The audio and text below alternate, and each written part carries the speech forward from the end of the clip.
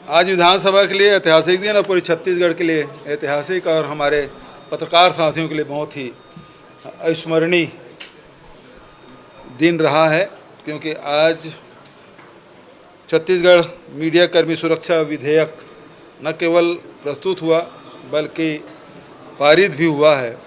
हमारे पत्रकार साथी जो अपने जान जोखिम में डालकर अंदरूनी क्षेत्रों में जाकर खबर लाते हैं, बहुत सारे ऐसे लेख भी लिखते हैं जिससे उनको, उनके परिवार के लोगों को खतरा बढ़ जाता है। साथ ही जनहानि के साथ धनहानि की भी संभावना बन जाती है। ऐसे में जितने भी हमारे पत्रकार हैं, चाहे वो इलेक्ट्रॉनिक मीडिया को हो, चाहे प्रिंट मीडिया को हो, चाहे पोर्टल के हों, सभी साथियों के जो ऑफिस में जो काम करते हैं वो भी और जो गांव में काम करते हैं उनके लिए भी न केवल अधिमान्यता पत्र जारी करने का बल्कि उसे रजिस्ट्रेशन कराने की, जिसको अधिमान्यता पत्र नहीं है, और कोई प्रेस यदि कहता है कि ये हमारे साथ में है और जो लगातार उसमें 6 महीने के अंदर में 3 लेख लिखे हों या स्टोरी की हों, ऐसे लोग हैं जिसको इस सुरक्षा मीडिया कर्मी सुरक्षा कानून के दायरे में लाया गया है ताकि पत्रकारों के सुरक्षा हो सके। जे उनके साथ कोई शासकीय कर्मचारी यदि दुर्व्यवहार करते हैं या फिर उनकी शिकायत के लिए भी एक समिति बनी है जिसको बहुत अधिकार संपन्न बनाया गया है, जो प्रदेश स्तर पे होगा और उसमें पत्रकार भी होंगे, उसमें अधिकारीगण भी होंगे। तो वो सब मिल के 6 लोगों की समिति बनेगी जिसके माध्यम से उसे सुनवाई की जा सकेगी और आवश्यक निर्देश भी दे सकेंगे और दंड भी का प्रावधान है। यदि उससे संतुष्ट नहीं होता तो अपील की भी प्रावधान रखा गया है। लेकिन यदि कोई गलत शिकायत करता है तो उसके भी उसमें दंड के प्रावधान रखे गए हैं।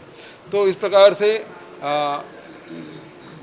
देश में इसकी चर्चा भी थी, प्रदेश में इसकी बहुत दिनों से प्रतीक्षा थी।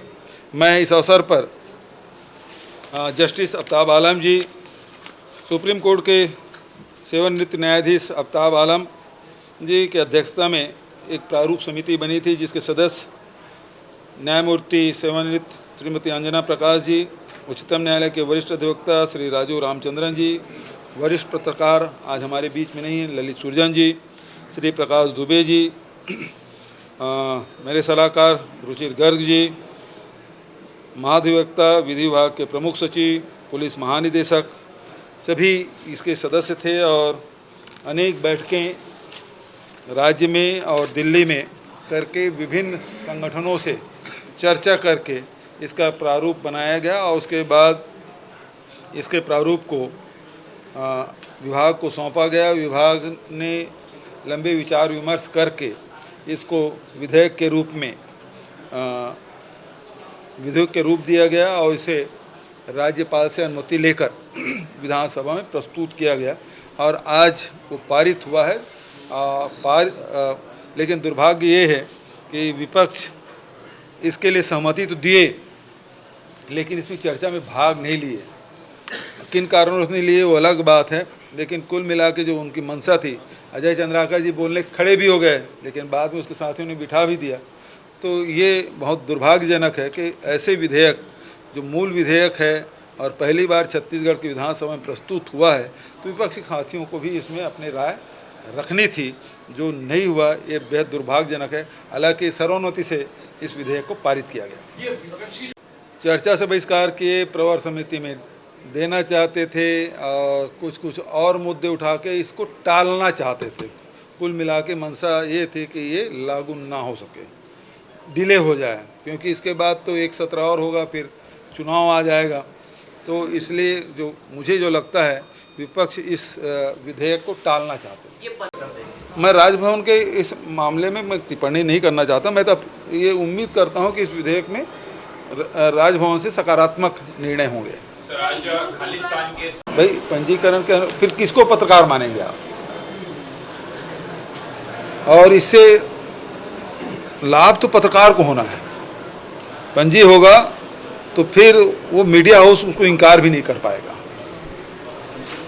अभी हम लोगों ने छत्तीसगढ़ में ऐसे उदाहरण भी देखे कि वो व्यक्ति जान जोखिम में डालकर रिपोर्ट करने गया और जब उसके खिलाफ सरकार ने कार्रवाई की तो मीडिया हाउस ने उसे अपना आदमी मानने से इनकार कर दिया और जेल में चला गया। यदि उस समय मीडिया हाउस ओन करते कि हाँ ये हमारा व्यक्ति है तो वो पत्रकार जेल जाने से बच सकता था। तो इसलिए पंजी होना जरूरी है। अधिमान्यता के अलग नियम हैं, लेकिन पंजी बहुत सारे हमारे जो ऐसे हैं जो सीधा मीडिया हाउस से हैं लेकिन सीधा संवाददाता नहीं है, पत्रकारिता नहीं करते। उसके अलावा भी बहुत सारी चीज़ें हैं जो मीडिया हाउस में काम करने वाले लोग रहते हैं। फिर ग्रामीण क्षेत्रों में आप चले जाएंगे तो वो संकलन करता होते हैं, तो संकलन करता है, फोटोग्राफर है, उसके लिए पंजीयन जरूरी है। वो पंजीयन करेंगे तो इस दायरे में आएगा, उसका लाभ मिलेगा उसको। देखिए इसमें उनको अधिकार है और अधिकार है वो एसपी कलेक्टर को निर्देश भी दे सकेगा। मान लो आपने किसी की शिकायत की कि भाई ये पत्रकार ने शिकायत की है और इसी उस मामले में वो संतुष्ट नहीं है तो इसमें आप कार्रवाई करें, वो निर्देश भी दे सकेगा, आवश्यक पड़े तो दंड भी दे सकेगा। और दूसरी बात यह है कि यदि आप उस समिति के निर्णय से आप संतुष्ट नहीं है तो अपील भी कर सकते हैं। और सीआरपीसी की धारा है, आईपीसी की धारा है, वो तो है ही, उसको आपको कौन रोक रहा है। यदि आप एफआईआर कराना चाहते हैं किसी के खिलाफ तो उसमें तो बंधनकारी नहीं है कि आप उसमें अपील कर दें तो इसमें आप थाने में जाके एफआईआर नहीं कर सकते, वो तो है ही। उस प्रक्रिया से तो देखिए इसे अब प्रशासन है वो नज़र रखेगी इस मामलों में। सर लेकिन बीजेपी इस पर कह रही है, ब्रिजमोहन अग्रवाल और रजत चंद्राकर कह रहे हैं कि आपके साथ जो है आम आदमी पार्टी के साथ छत्तीसगढ़ में कांग्रेस सरकार की ये साजिश है कि जहां पर आप पार्टी तो बी टीम है, जहाँ जहाँ कांग्रेस मजबूत है वहीं पे आप पार्टी जाकर चुनाव लड़ती है, तो बी टीम तो उसकी है, दिखाने के लिए लड़ते हैं, लेकिन टीम तो वही है। ठीक है। छत्तीसगढ़ के जो श्रमिक को पीट पीट के मार डाला गया, ये बेहद दुर्भाग्यजनक घटना है। मैं उस पीड़ित परिवार के प्रति संवेदना व्यक्त करता हूँ और मृतक आत्मा को शांति की प्रार्थना करता हूँ।